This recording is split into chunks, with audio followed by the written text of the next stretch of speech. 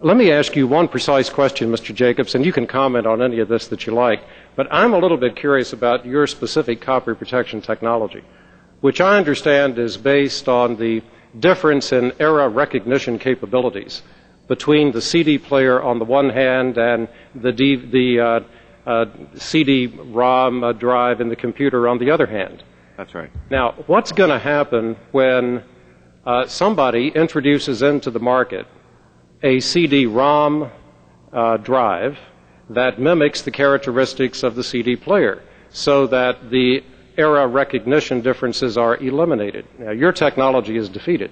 Would you, at that point, say that that new drive is a circumvention device and therefore unlawful, or do you think some of the people who have utilized your technologies might say that? I'm really curious about what your reaction will be when that eventuality arrives. Well, thank you. My reaction would be and is that every 2 or 3 weeks we begin thinking about exactly what we're doing today and trying to figure out how to do it better. We don't have 30 days to stand still in our design and redesign of formats that we think will broaden fair use and at the same time thwart the latest copy protection, anti-copy protection schemes. When the record companies first asked us to look into a specific design, it was with the intent to create a legal way for people to make copies from their CD rather than use ripping programs, because they felt that using the ripping programs was not a licensed method of making copies. And so what we did was we combined DRM files on top of the CD files with which people could then migrate those files over to their computers, and with some restrictions, make copies for themselves, burn a copy, send a copy to a friend via either email or a licensed server that we operate.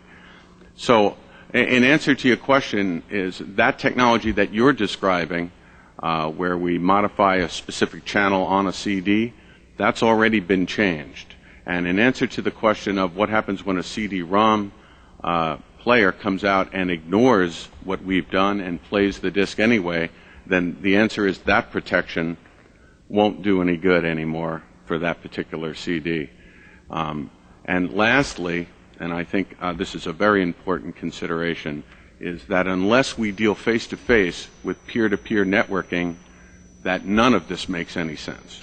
That unless, with regard to music, if we found a model that delivered MP3 or WMA files directly into people's homes, free and on an advertiser-based basis or some other revenue-based generating basis, then the combined technologies, if that were implemented, would make all the sense in the world, because a CD quality piece of music is much more higher quality than an MP3 piece of music.